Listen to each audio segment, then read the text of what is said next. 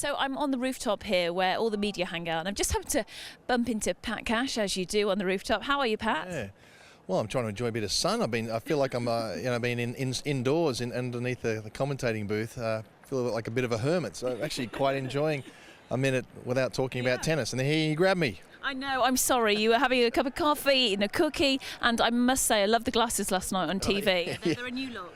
Well, it's not really new. Look, I've needed glasses for many years. I just wear them at night time, and I forgot that I needed them. So there you go. Well, they're a thumbs up from everybody. Now, can you tell us, just sort of sum up the Wimbledon atmosphere here and what it's like this year?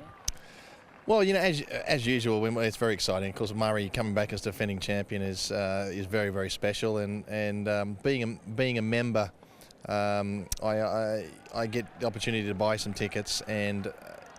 For my friends or whatever, and everybody asked for, I want to get Monday, I want to get see Murray come out and defend his championships, and so it has been a very special moment for the British people, and the weather's been great. It's actually been perfect tennis weather. It's been sunny, not too hot, bit of cloud coverage, light breeze, and so it's perfect conditions. So we're seeing some really spectacular tennis, and we're seeing plenty of action on the outside courts as you do the first week. It's not just on the centre court. The centre court, the guys are pretty much cruising along. Rafa struggled a little bit yesterday to get his footing, but he hasn't played a lot of grass court tennis, and it was a tough opponent. So he did well, get through that, and I've had a few upsets, but it's sort of going along according to plan for most of the top players. Yeah, I spoke to Uncle Tony Nadal, and he was quite relieved because obviously Rafa dropped a set, and he was like, oof, he said it was really emotional watching and great to get through that first round. Andy Murray, a couple of really convincing victories for him.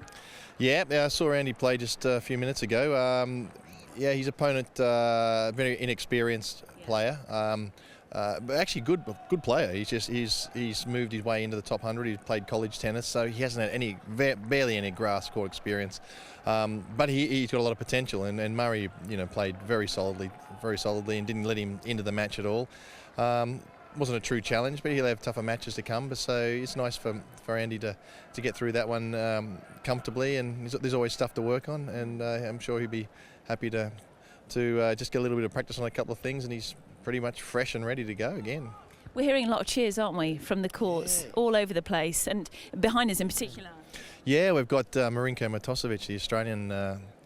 Is he Australian number 1 or number 2? But he's been up around about for a number of years, and this year is the first time he's actually won a Grand Slam match at the French Open. He's come here, had a good tournament at Queen's. He's won his first round match, and so all the Aussies are down there yelling and playing Jeremy Chardy from France, and Chardy's got one of the hardest forehands I've ever seen in my life. And Marinko's a character, so he's really firing the crowd up. So we're hearing roars from the Australians, and then Chardy hits a shot, so we're hearing some noise from the Frenchmen. And as I said, there's a lot of action on the outside court, so it really is special for people who don't have centre court or court 1 tickets. Absolutely, have a wander around and see some fantastic matches.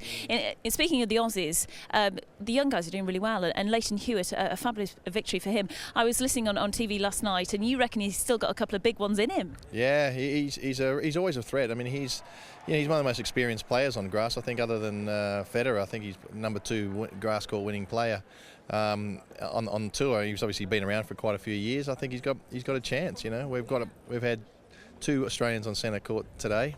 Delacour went down to Radvanska, and Luke Saville at the moment I think has been beaten up by Dimitrov, but he's a qualifier, young player, so we've got quite a bit of young talent in the Aussie camp, and it's a matter of bringing them through, and some old talent, of course. Leighton is just about at the end.